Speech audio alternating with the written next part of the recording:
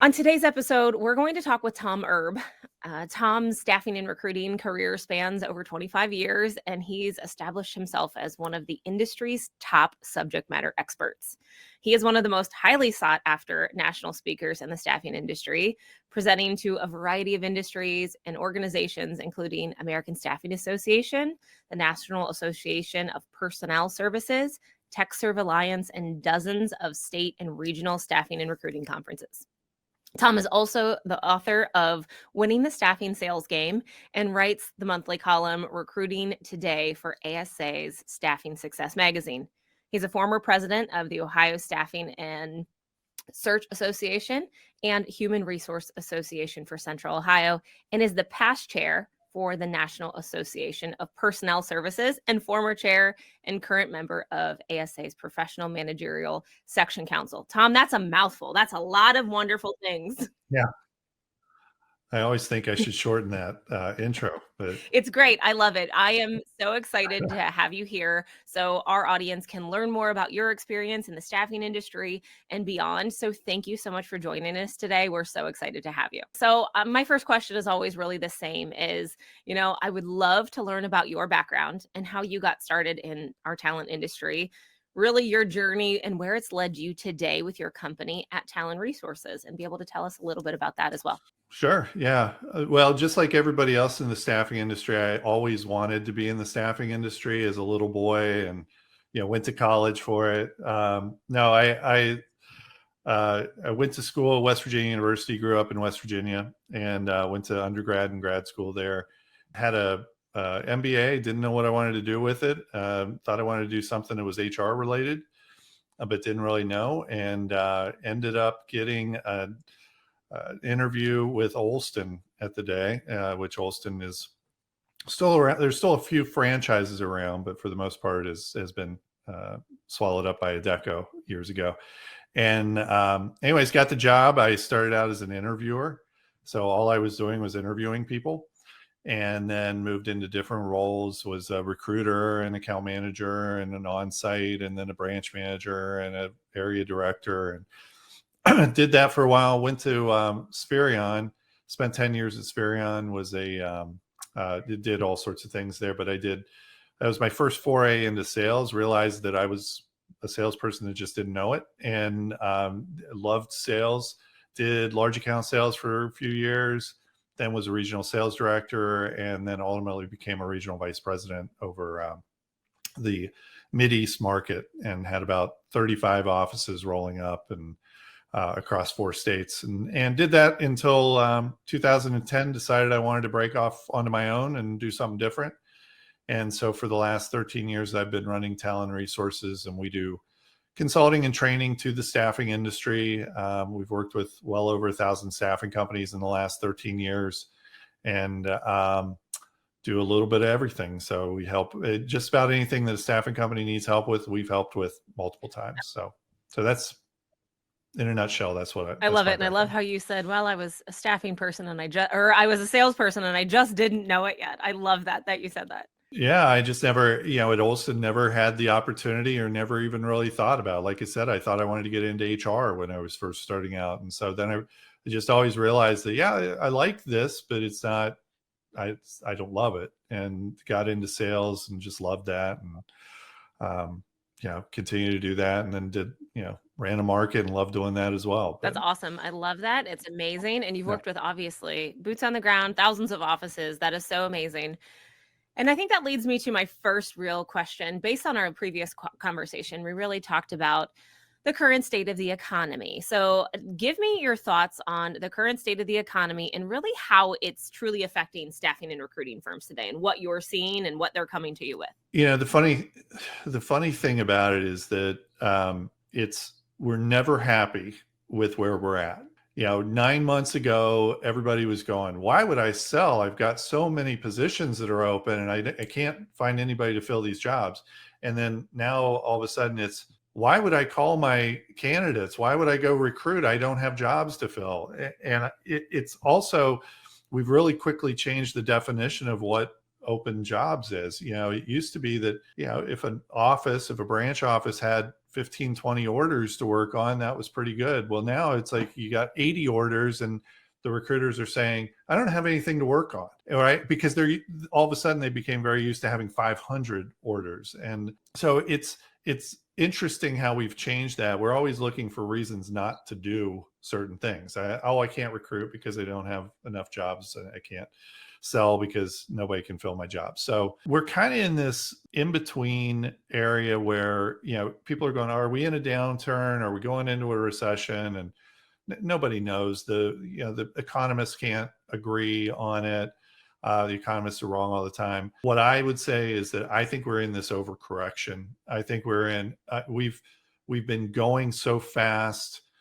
People have been hiring like crazy. It's kind of like the run on toilet paper during COVID. Nobody needed all that toilet paper. It's the same thing with the employees. People didn't need all those employees, but they go, oh, there's a shortage of employees. Well, let's keep recruiting. And then they realize, oh, well, now it's softening a little bit.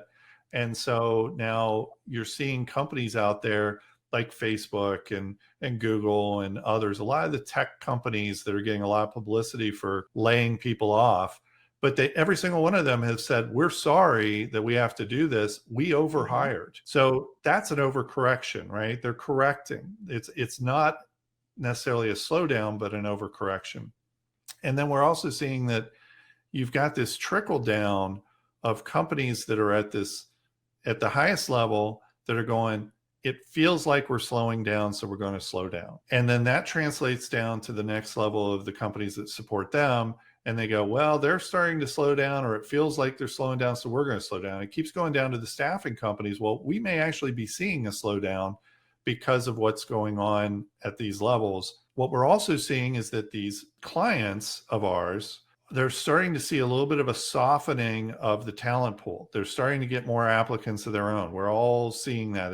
That's fairly common across the US and across verticals. And so they're getting overconfident. They're going, oh, you know what? We needed your help there for a while, but the talent has come back like we thought it would, and we're good. And either they're taking it back in-house or they're consolidating those 6 or 10 or 20 staffing companies down to a number. It's all short-lived. We have not solved any of the macro problems that we have, which is we don't have nearly enough people. And I've already started having conversations this week with my clients where they go, you know what? Orders are starting to pick up again. And are we at the beginning of that? I have no idea. And it's different for every market. It's different for every vertical. It's different for every company.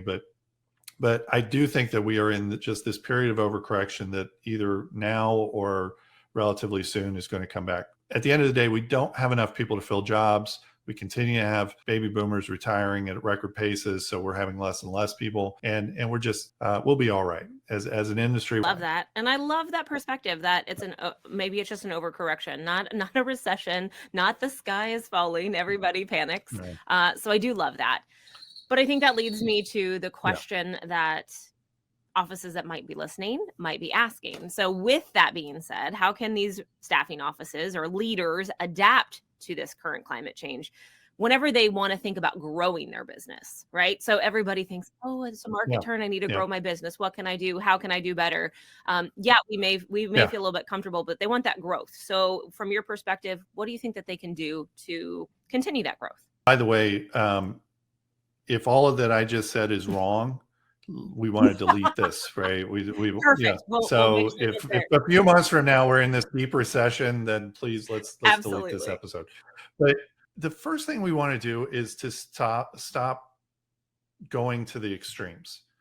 And we had so many companies that over the last several years stopped selling, or they didn't put the emphasis on selling, or they gave all the sales reps a pass because they said, well, we feel sorry for you because you're bringing in business, but we're not able to fill the jobs. And so, well, we're really not going to manage you to metrics and KPIs and accountability.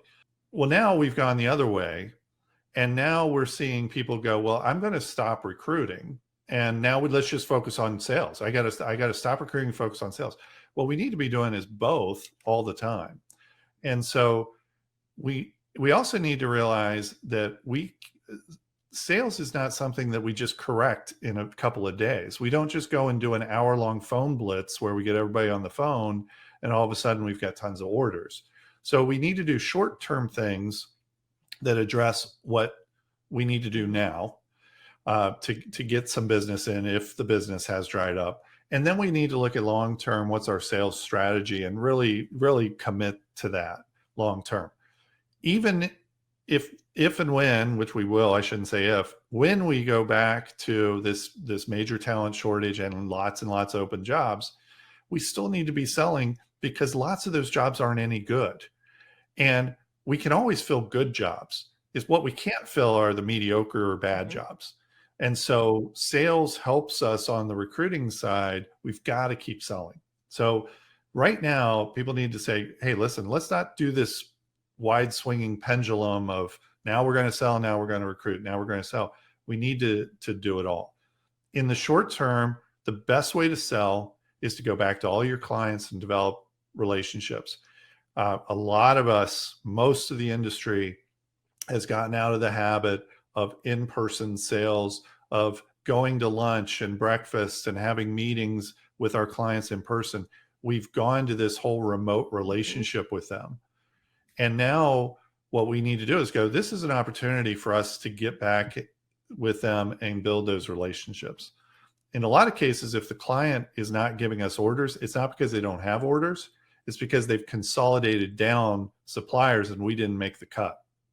So we've got to go back and do that. That's the number one, that's the low hanging fruit, is to go to these clients of ours and go and see if we can build that back, those relationships, build them stronger, and then get more opportunities.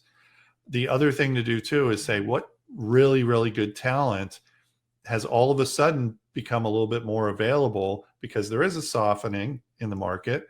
There is concern over job security. So some people who weren't interested in talking to a recruiter before may be more open to it.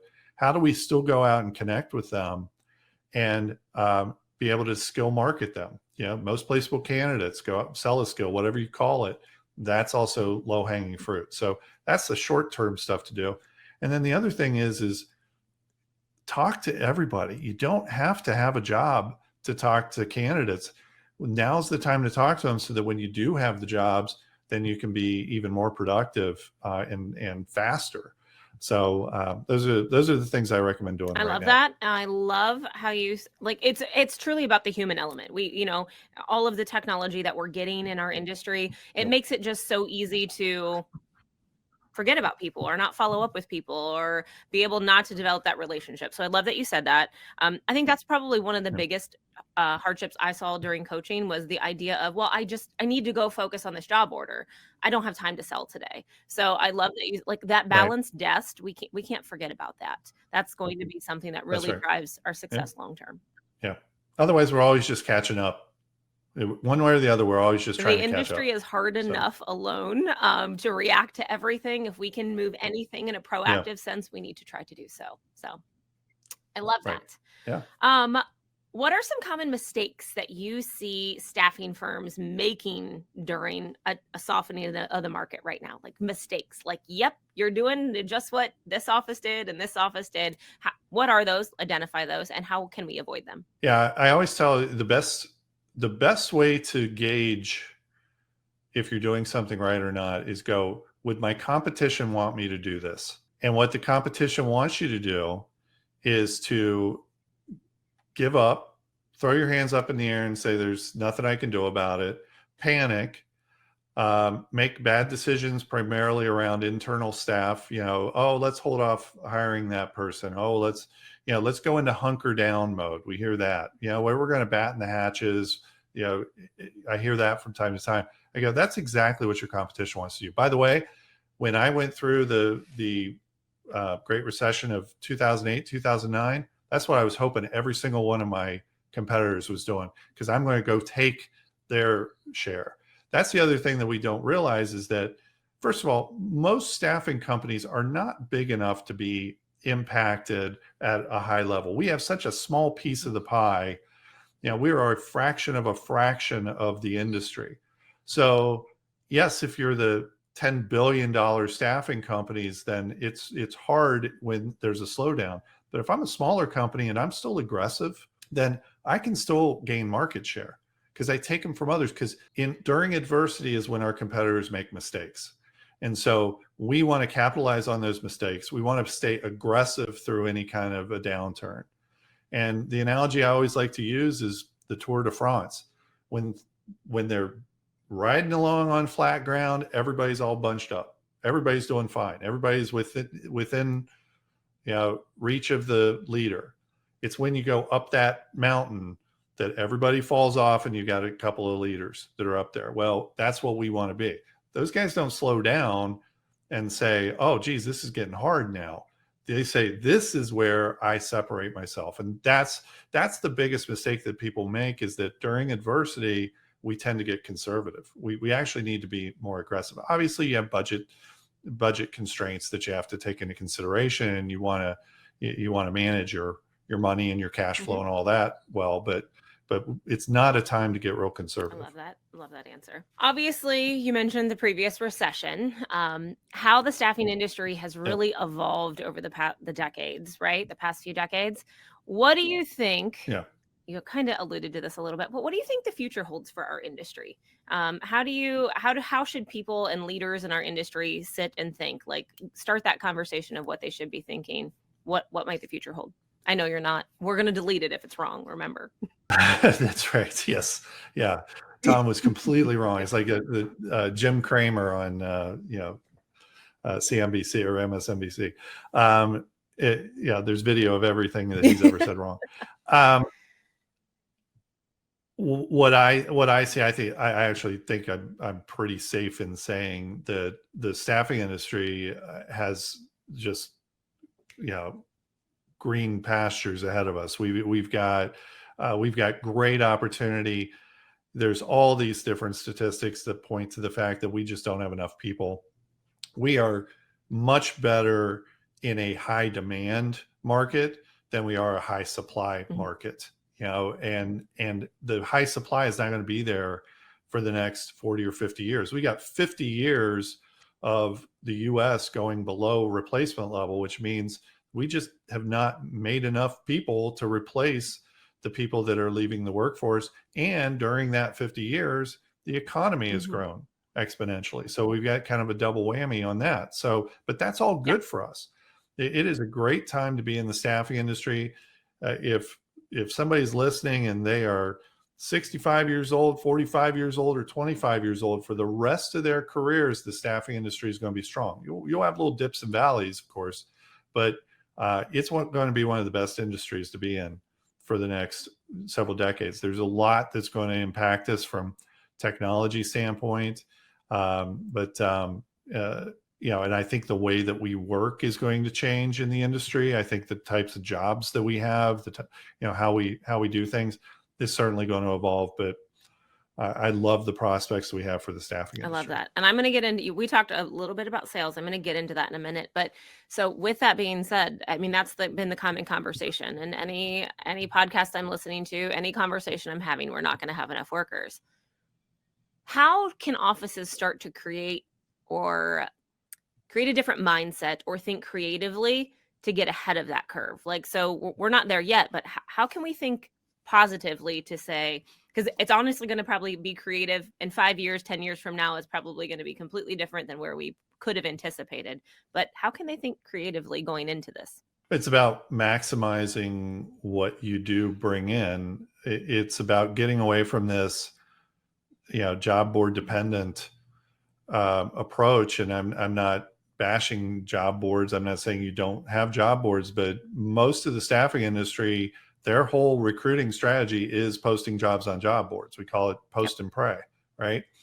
And that will still be part of the strategy because we want to have active applicants. But the problem is what happens is we post a job, that person applies, they become the most important, most valuable thing in front of us, right? We try and get them through the process. And then we put them in our database. And if we don't place them on a job, their value drops by 98% with us, right? It's like, oh, well, now they're in the database. Now they don't exist anymore. And so a lot of it is about how do we maximize our relationships? We've gotten a person to apply to a job, or we've reached out to them through other recruiting methods, and we've gotten them to engage with us and have some level of interest. How do we maximize that from the very beginning all the way through the entire life cycle of that candidate and employee? How do we take a look and say, I don't want to just put this person out on a job and forget them, because odds are they're not going to stick around very long. I also don't want to be just shoving them into a job because they need the job filled. I want to be candidate centric in my approach and go, okay, this is what you're looking for. I want to have a really good understanding of what you're looking for. And then I want to be able to put you into the job that you're going to have the best chance of success at. And then I want to be able to maximize your time on that job. I want to redeploy you if it's not a temp to hire job. I want to keep in touch with you even if it is a temp to hire job, because at some point you will be available again, right? And of course, you got to be careful about reaching out and talking too much with your clients' employees. But there's ways to do that in a professional, ethical way. Just because they're now working for a client doesn't mean that we can't have any kind of conversation with them.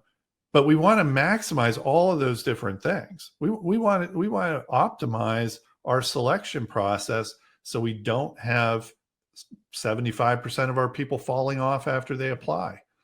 So all of those things are the things we got to focus on. I think I'm convinced we already have data on this. We already see tons of it. The ones that are going to win are the ones that are really the nicest to our candidates and employees, and where the candidates and employees want to work with them. They build this community, they build these relationships. And as much as that sounds to some people like, well, geez, that's just common sense that we would have nice people in the industry. We run across people all day long, every day in the industry that go, why are you here? You don't like people. This is a people industry. We're people. It's what we do. I always say, I even say this now, my husband runs a fishing charter. He does musky fishing. He takes out people that I recruited 10, 12 years ago that we still have a relationship with. And I know that sounds corny, but it's like we created such a relationship that I'm still talking to people that, you talked to 10 years ago, like, hey, what do you think? Hey, give me your ideas. Because you, again, created that relationship in that environment. And number one complaint about recruiters is they call too much. When they want something, they call too much. Number two, you never hear from them again. And it's all transactional. And if it's transactional, you're reinventing the wheel every day. Whereas if you're more relationship based, then you're building something and it's going to pay dividends with you for years later. It's just the same thing with sales. But you have to create that foundational process, and hopefully, and I'm not saying this just because I'm from Create, is to have a software that helps you enable to do that. That is definitely key. Yes. All right. Absolutely. That helps, the right types of technology help you scale your efforts. And all of a sudden, you have a really good recruiter that has the right technology. And of course, a lot of the automation we're seeing, the AI and all that. Now we can take that recruiter and we can maybe scale what they can reach 4, 5, 6 times. Under the right types of circumstances. Lauren Jones always likes to say, I hear her say it frequently. She's like, it almost puts the superhero cape on you, right? It puts the S on your chest. It just helps you do your job faster.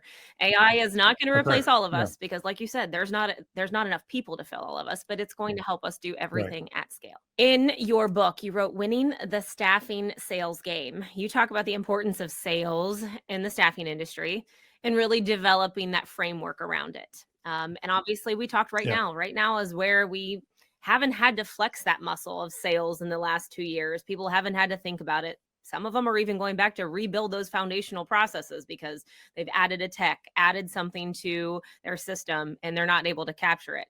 So can you share some of maybe your top sales tips for those staffing leaders? Yeah, the number one is nothing replaces phone calls. And it's as we've changed over the years, from a technology standpoint, people have changed the way that they communicate. And, not to get too into the generations, but I will for a second, I'm a Gen Xer. I used to go and pick up the phone that was attached to Mhm. the wall. And in my really early days, I actually had to turn the thing like this and hope that my finger didn't slip. And then I would call my friend and get their mom and ask if I could talk to them. That has changed over the years to I'm texting everything. I'm sitting beside my best friend and I'm texting them, right?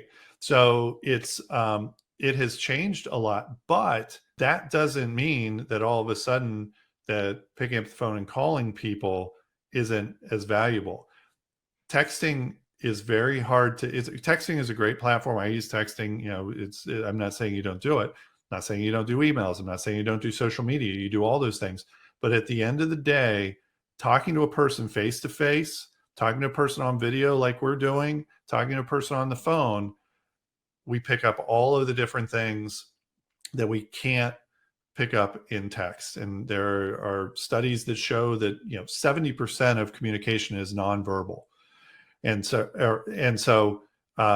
want to be, if we're in front of each other, if we're if we're uh, in person, if we're on video, we we need to have that kind of communication. Texting, or email, we get rid of 95% of what the real Mhm. meaning of it is. So it makes it very hard to build relationships that way. And we have data that shows over and over again in sales that the more phone calls that you make, the better the results are. And it still is that way to this day, even if most people would prefer to do texting and emails and social media. Some of those. So that's that's one of my tips. The other tip is, get back out and network. That's an area that we have gotten out of practice with. We're seeing that now that COVID is pretty well behind us. I knock on wood. Um, we're seeing that these organizations are all back in swing. We've been to lots of conferences. You've been to lots of conferences as well as I have, and we're seeing you can't replace in person with anything else. And so the phone calls, the sales activities are short term to get us activity to get in front of the right people. The long term activities are to build those relationships and also to be out networking and building our presence in front of the people and with the people that we're selling to. And so those are the two things: make phone calls and get out and do in person networking as much as you possibly can. Obviously, we have to have a good ROI. I'm not saying you go out and do 10 networking events a week and 8 of them are worthless. What I'm saying is go find good ones, HR associations, different professional organizations that are specific to who you're selling to. That's where you need to get out and spend your I sales love that. efforts. That's great. Going back to the phone. That is, I don't even want to say it's a pet peeve of mine, but we've gotten to the point that it's like almost like an easy button. There are a lot of people, and I know you say generational, a lot of people think like, well, I don't have to do those things. I still can make money. But just imagine if you did do those things, how much more money you could Right. make. And all of those things are great. Social's something that we have to do, texting, but I think all of those things lead you to a conversation, or at least it should lead you to a conversation. Well, yeah, and think about a text with a stranger versus a text with somebody you really know well. It's a totally different Yeah.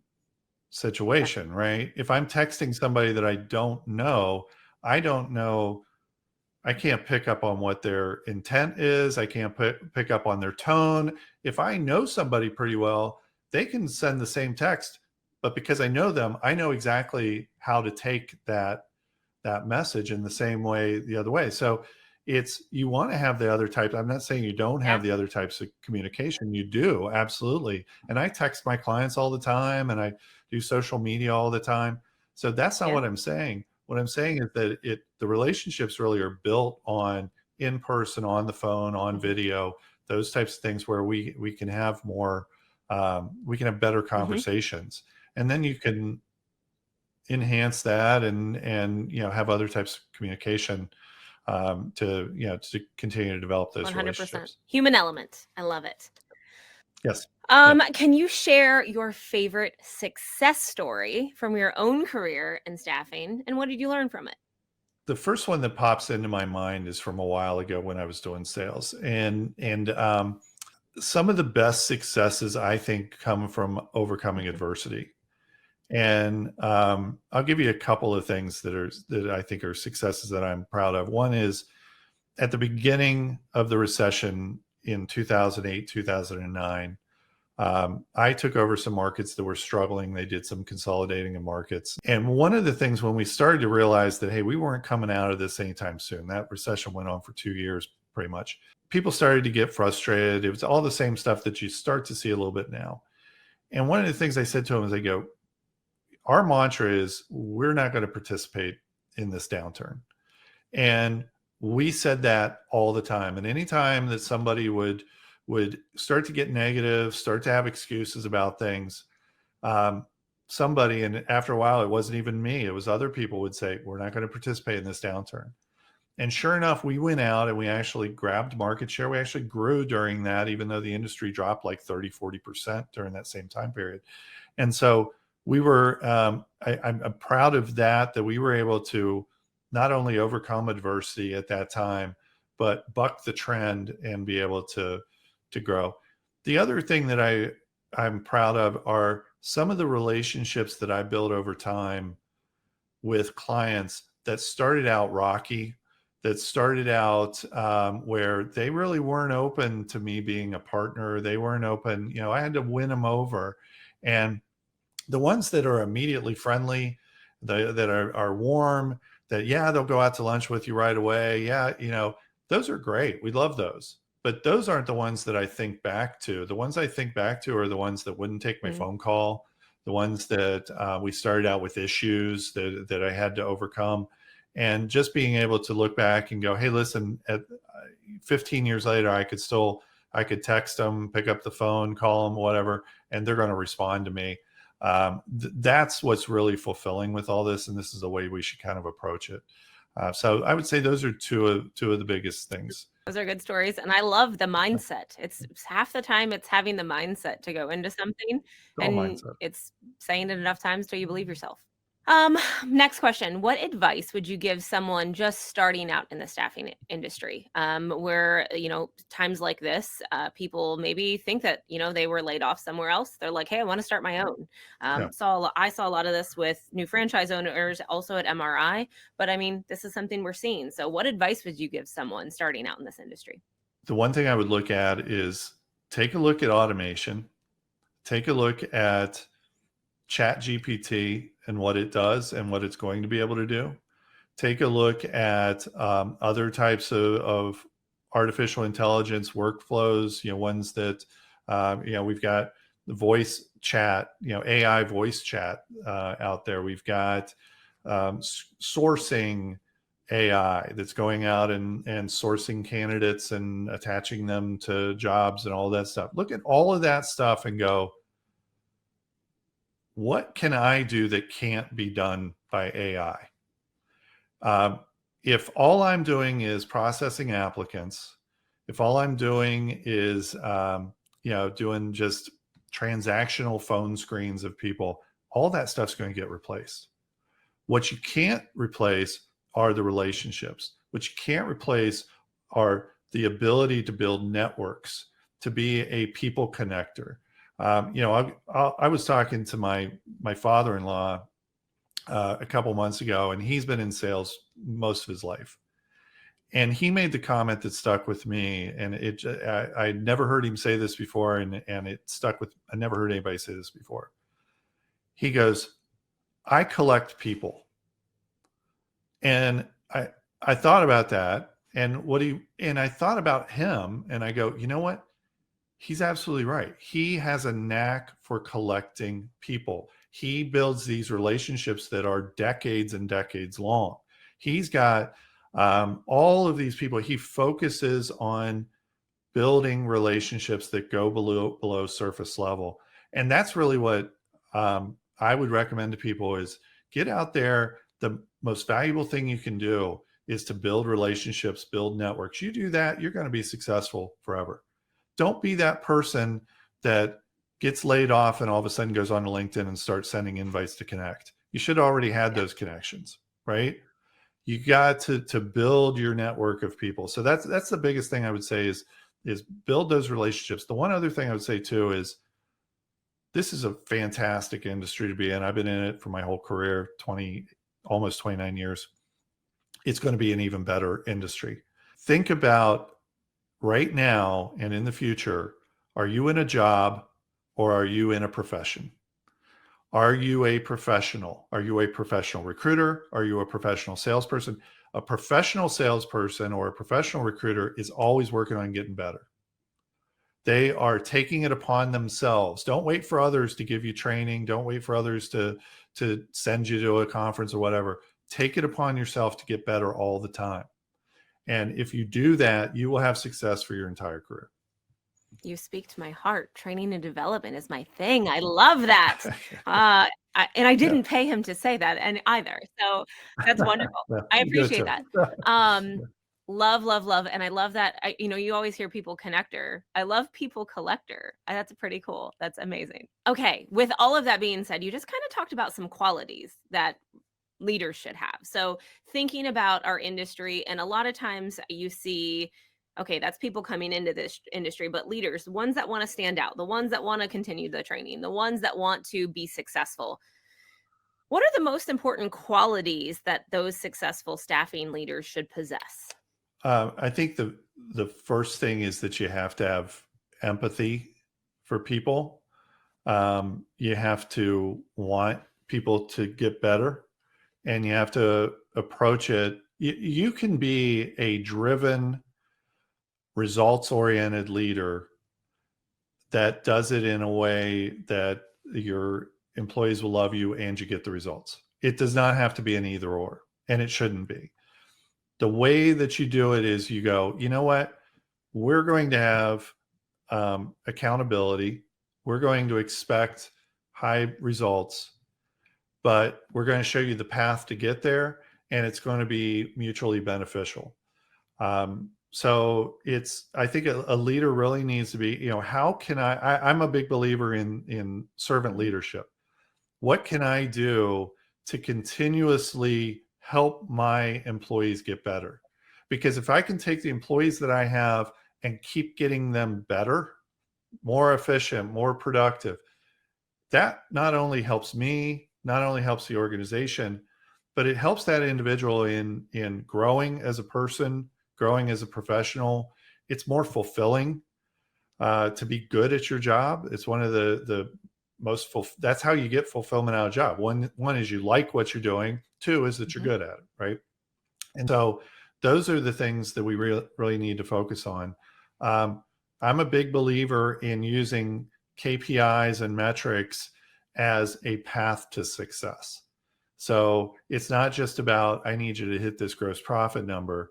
It's about, we know that if you do this, it leads to this. And if you do this, it leads to this. And that ultimately leads to the goal that you want to hit.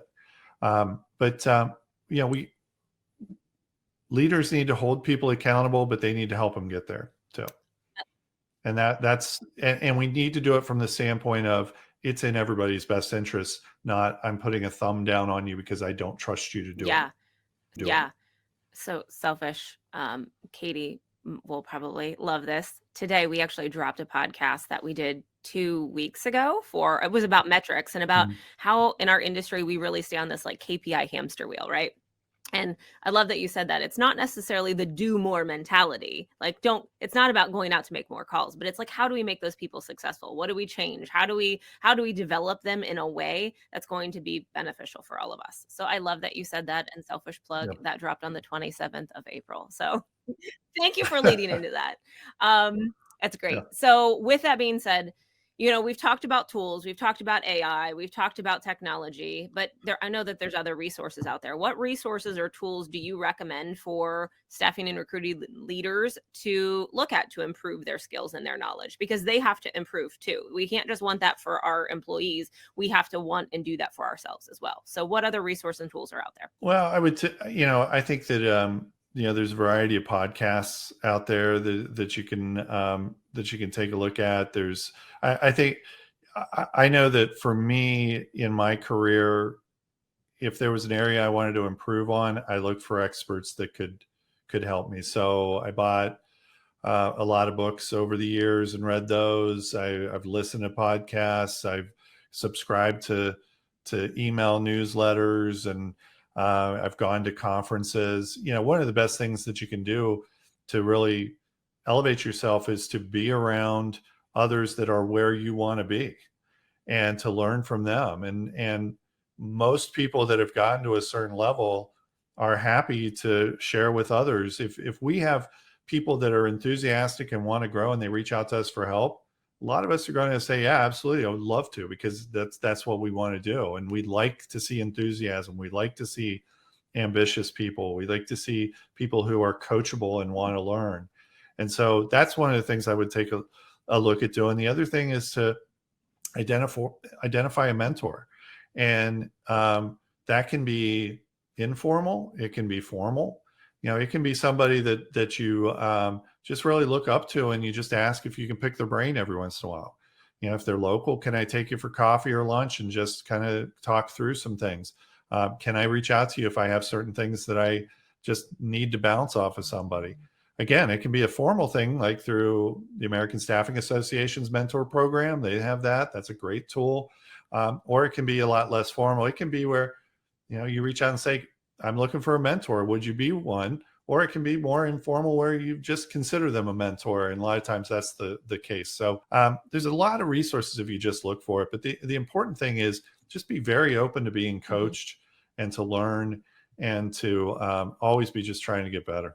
Again, back to that mindset concept, right? And you mentioned a lot of free resources, so it doesn't take any extra money. Yep. There, you have that ability to do that. But I think that's amazing, and that's awesome. So thank you. I am on my last question, if you are okay with that. Okay.